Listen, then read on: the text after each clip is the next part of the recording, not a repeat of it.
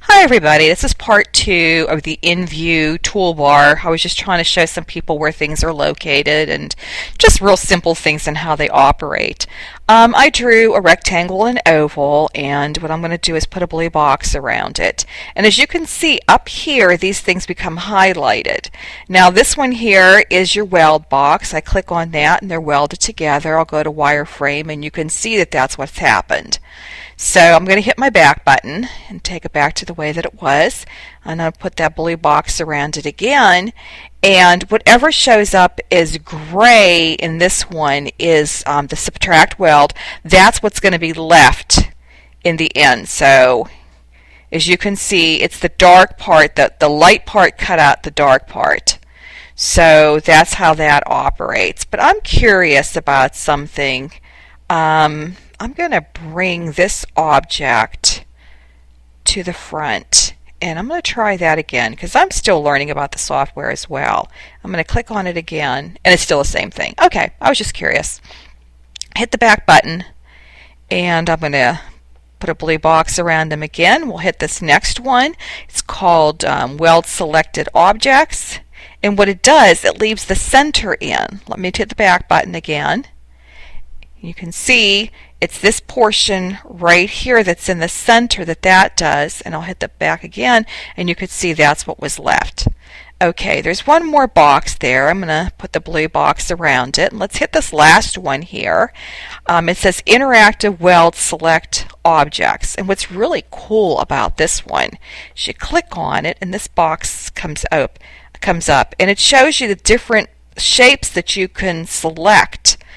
You can select any one of these that is left over from this. Like this one here shows it with the yellow box on top. This shows the oval by itself would be left over. This is a welded one. This is like the first one that I showed you, the subtract item that left like this part of the oval with the box cut out of it. And this one shows the box but no oval. This one shows the center. So like all of these up here are all together in this one and you get to choose it. So I'll just select this one for the time being, and then that's what you would get. So that's a pretty cool feature that I really enjoyed. Now there's two colors here. Let me put something else in here too. I'm just making shapes. So we've got two blacks, and I'm going to change our black to different color. I'll make them red, and I'm going to take the lines out of all these. Whoops, I did it the wrong way. Oh, like I said, I'm still learning.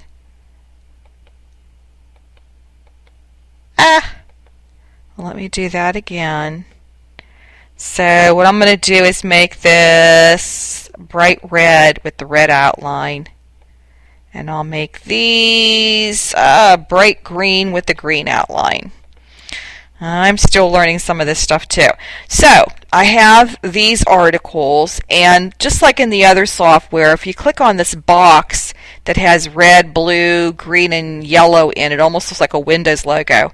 If you click on that, it's select items by pen color. So if I click on the green, it's the green pen color, I can move everything that I have on my page that is green away from the red. I can click on the red, and if there's anything else on the page that was red, it would move it too. So that when you have projects on here that you get from the craft room that are layers, you know, like they have the different page layouts, what have you, you can separate the colors, so when you go to put on your page to cut, then you can choose which papers you want to put them with. So that's the feature that I always liked before, and it's still there. Okay, so now I'm going to pick my rectangle, and I'm going to come over here. Somebody was asking about where do you find the line styles. Well, if you go over in this section here, it says line style, and you click on this box, there's a lot of different line styles that you can choose from. I'm going to try to pick the big dashes. It's a perforation tear simply because I think it might be easier to show up. And you can change the points on that too. Like it's showing 1 point, I can make it as large as I want them to be. and I'm going to go into wireframe so that you can see this. I'm going to bring it in close. Oh, there, I can do that just like that, and you can see it. And you can see that the perforations. So that's where you would choose that from.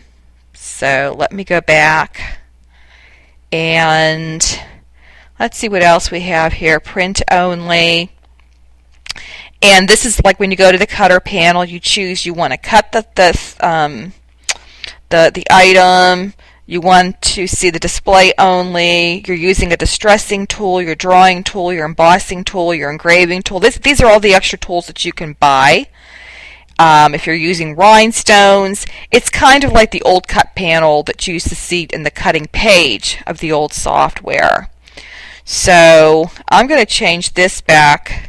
Oh, I got to get back into my pointer tool.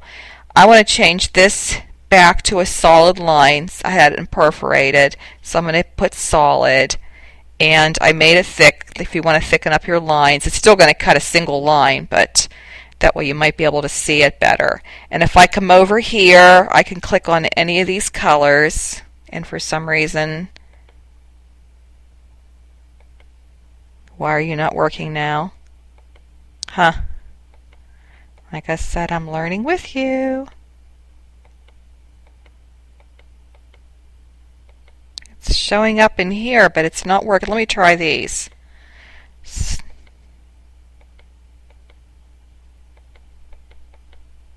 How strange is that? Chloe, where are you? I'm trying to help people and I'm making it worse. Huh. I don't know why that's not working. I'll have to look into that further and put that in the next video. But at least you know where to find things. And if you want to get rid of the line, she said to click on this, I remember in one of the classes, but now for some reason I don't know what I did. So I'll come back to this area once I figure this out.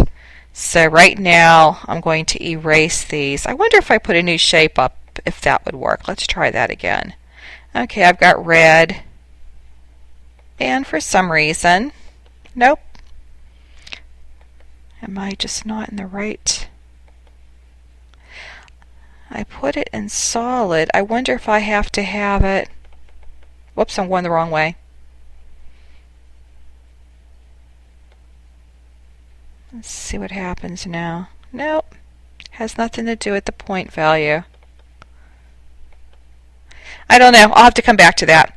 So anyway, that's what the line style are. That's what these are. And I'm going to cut this video short now. And I'll come back to the palette, and I'll come back over here to the toolbar where we have the lettering, the fonts. So until then, once I figure this out, I'll come back and report to you. Have a great day.